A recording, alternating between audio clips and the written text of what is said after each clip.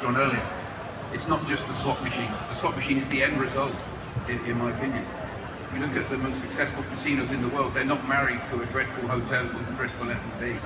They're married to a fantastic integrated resort package. So I think that it all starts there. If Ken releases a great new game tomorrow, by the end of the week, every operator in town has got it. There's no separation of our floors. There's not the same people come and play at each resort. So what have you got to do? You've got to make your resort the resort of choice. And how do you do that? You make sure that your guests have the best experience in your resort. So you need all the tools that you can get to do that. So it comes from basic customer service, which is knowing your customers, treating them well, making your floor clean, tidy, presentable. Very fundamental basic things that no machine or system can help with. For the system, of course, you want to make sure you're pumping the right guests for the right amounts. I look at table games with the evolution of the smart table, because the hold percentage on a side bet is so much more than the hold percentage on a standard game. By definition, you should comp this player more. You're winning more from them, so they deserve more back. You should take that theory to a slot machine. Absolutely, and use that to make sure you're comping the right percentage around to the right people. Simple things like beverage on demand, which is a system-generated app. You can personalise the drink delivery. You can name the person. If Ken wants his vodka martini shaken, not stirred, that's the way we can deliver it. Say, there you go, Mr. Jolly, there's your drink. All of these things make the guest want to come to your property more than a property across the road. So you need to marry all of these things together. And when you marry the slot, the system, and the resort, then your resort becomes the resort of choice. And that means more spend and more visitations out of your guests. And of course, word of mouth will make that spread. Anything to add on that? No? I'll ask you about what role does CMS play in today's and tomorrow's gaming floors with the availability of facial recognition, etc.? There's a good follow-on to what Ian was saying a minute ago. It's how you look after your customer.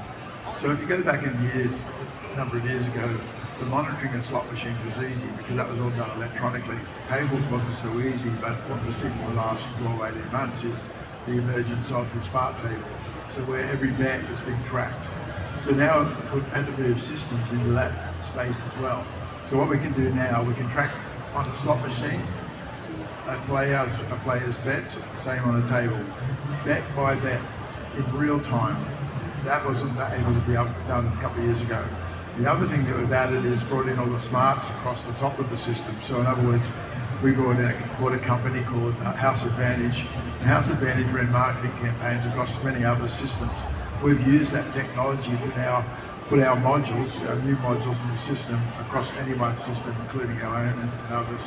So what we're doing now is we're actually, with the AI engines in that, we can actually track a player, a single player, no matter where they spend in your property. So in other words, it could be in the shop, it could be in the F&B, it could be in the gaming, or it could even be if the casino's got a iGaming section, right?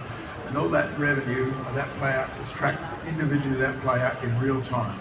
So what that allows you to do using AI engines and writing software according to that is to actually be able to reward that player according to what their level is. So a player, like say if you value players and let's say you use the number $50,000 spend per year. Well, one player might come in twice a year and spend $50,000, and another player might come in every week and spend a little bit and spend $50,000 a year. But they are very different players. In the past, we couldn't tell the difference. So we used to put players in buckets. So we used to say, okay, this group of players are all similar, they're in that bucket. Now we can track individual play, and we can tell how that player is going and how we should be rewarding them. The AI engines are doing that for us today. So this is a dramatic change in systems, and it's a dramatic change that's going to help support the argument that Ian just brought up there. How does he look after his number one customers the right way versus a customer that's not so valuable to him? And that's the changes of CMS in CMSs of today that will drive the future and future player retention. In addition to that, we're bringing in things like facial recognition on tables and on slots. Now that means if you're a player, and it doesn't record your name, right? Certainly if the casino's got, you're a member and you've got your card, it knows who that person is. But if you've been playing in the casino and you're not registered your card, you're not a member, somewhere in the database is storing up images, storing up under a number, all the play of this particular person. If that person 5 years down the track comes and joins the club, all that past credit can be recognised and given to him as a credit, automatically go into the tier he belongs to. Stuff like that, that's how systems are changing, and that's how it's going to drive the business forward. Very nice. Mary, I have a question for you. For a new casino opening, whether it's a boutique or a mega resort, what should be prioritised when developing a slot machine strategy to align with market demand and floor performance? Well, there are no one-size-fits-all into the answer, but there are also best practices that we've seen from boutique casinos into a range of, let's say, 50 or 50 machines into an integrated resort of 1,000 machines, as an example. So I've been privileged to work with various range as a consultant along with my consulting partners. And what we've learned is that as a best practice is that, first of all, it's got to be data driven. We really, just like what Ken has mentioned, that previously we were unable to track the players. We put them in certain buckets, but with the new launch that Ken was talking about is that you could really identify what really ticks per customer. And so one is a data-driven approach, and second is that on the best practices is that we've seen certain type of mix of machines into 40, 30, 20, and 10%. 40% meaning that putting the machines into a popular type of machines, and 30% it's more on the new release of similar type of machines, whereas 20% it's really more on the new launch, and 10% is localizing it based on the market. So what I've seen in Africa, of course here in Asia, in the US, our project in Central America, some of them tend to focus more on the local market. So we need to ensure that this particular machines that we're putting in place is based on the market demand. That's why we do a feasibility studies before we really put the machines on the floor. It's not something that we just pick from the shelf.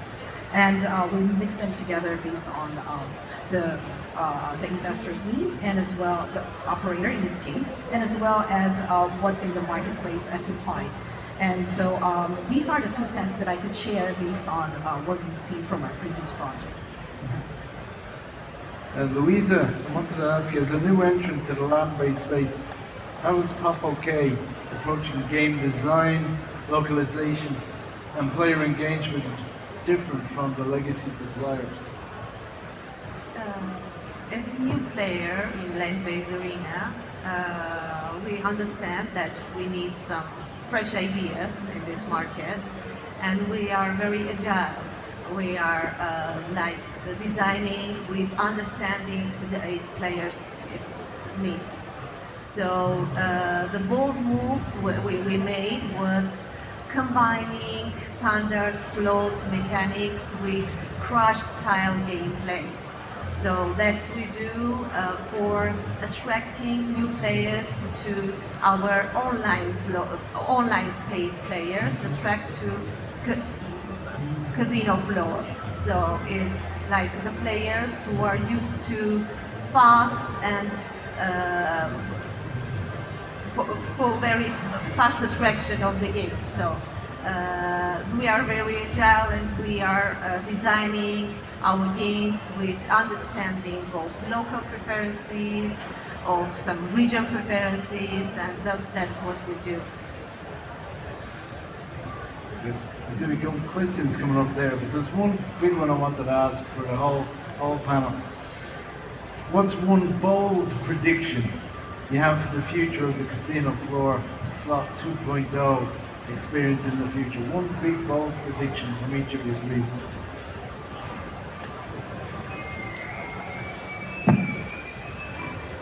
I think for a number of years now we've all talked about how do you get a younger generation player out of their bedroom playing online and into a casino. And I guess one of the things is I believe that over time the environment they play in is going to change. So in other words, I think the casino floor of today is a little bit old-fashioned. There's going to be areas on the floor or in the floor or around the floor that will have a more immersive type experience. So in other words, digital walls, digital floors, that tying the product and the player back to the jackpots, making it flash up on the walls. I also think maybe using symbols of, I'm trying to think of the word, but icons of players, things like that. So I think the environment's got to change, and there's a few people in the industry talking about it. No one's really done it yet, but there's a couple of places maybe in Europe, but certainly I think you'll see a change in other markets. That's bold. I think I agree with Ken on that one. I think it's the casino that will change, the way the casino is presented to the guest, with video walls, video floors, the interaction of the machine and the guest will be more modern, an interface that the guest understands more. So I think it will be a lot more as a play game, as a PlayStation kind of thing, the way they bet. The symbol-driven games, will my daughter want to play them? Probably not. She'll want to play something a lot more interactive where she feels she's got a way of manipulating the result. Hopefully she can't, but something along those lines will be the way forward, I would have thought. If you look at the way that the areas, say Galaxy Macau is the one that springs to mind with the big signage and the way they've made the big areas together, linked in one themed game in an area. I think those are way forwards that you can look at, be more interactive with the guest in that way, make it more as an immersive experience as you walk in, and you feel like you're entering something rather than just entering the casino. I think that's something that we should all look at down the line. Well, who would disagree? From Ken and Ian. In fact, I echo what they have mentioned. And so it's really fascinating how our industry has evolved, the land-based casino. And in addition to what Ken and Ian has mentioned, I would add into it on the market perspective is that the market, the Generation Z is very different from what we've seen when we first opened Sands with Ian and I and the rest of the team. Nowadays, I think the Generation Z, they're looking for more immersive experience, like Ian has mentioned. And immersive experience to me, it means that they want something a bit more challenging. It's not just like you press the button of the real-time games. They want to have a little bit more bonus round. They want to have some more interactive, something more challenging.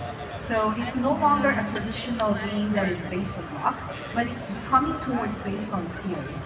And in addition to that, with the AI being in the marketplace as being the most game changer, I think this is also changing the way the players and as well as the suppliers are doing, let's say, presenting the product to the marketplace.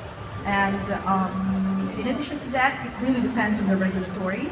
But I think one of the best models is seeing how the Philippines is doing it by allowing, or seems to allow it himself, perhaps Jerry can answer that, in terms of having the land-based into the online space, having this integration.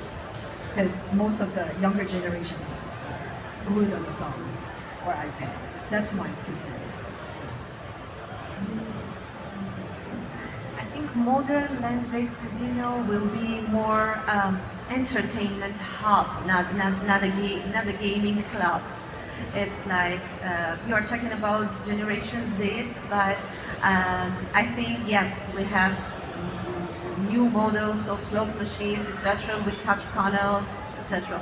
But the thing is, no matter how technology evolves, a spin bottle will remain a spin bottle because I think it will be always, no matter how technology evolves. So yeah, we will do everything to walk in with technology, but the land-based casino will always be for the players who want to interact with each other in this gaming house. So it will remain as it is. just to add up, I would say starting from the casino floor, you will see starting changes, okay? Because the traditional way of the casino floor is not say outdated, but if to attract more Gen Z person to come in, maybe you will start seeing a lot of setup like you have a game teams area, you will have a social gaming area, you will have a tournament area, and then you may have what you call that, e-sport area set up inside the casino to cater all different type of players around the world. This is one thing. Second thing we need to looking is how we can bring the cashless integrated to, because most of the Gen Z they like to play online. So you need to think about how you can capture them to come to the casino by using a same wallet. There's no difference between like you playing online or playing land-based. So there's a lot of things that need to work together with the manufacturer and the operator. Maybe starting from the slot machine, try to bring the UI UX of the screen to look more similarity with the online games, how the button deck is spin, instead of you have the line back and the credit back. So maybe you will have a universal one backing structure, the design, the artwork. So the feel is like, or more or less is the similarity and the continuity. Means it's like, example, I play this game A in the casino. When I go home, I can go to online. Actually, I continue playing the game A through online. So they won't feel like two different worlds. They are still in the same world. And of course, on the marketing like the AI driven right now, so you can personalize the promotions, direct give to the player itself to suit their taste. Because at the moment, most of them is based on ABT to give out, okay, if you are in this category, these are the offerings. But maybe I don't like the offerings. I may like something else.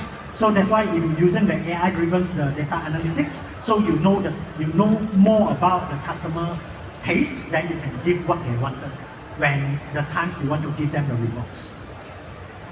Well, thank you very much. Thank you everybody on the panel for your great insights. Please welcome me in a round of applause for that great team. Thank you. Thank you so much. Thank you, Niall, and to your panel. We did have some questions that came up on the screen.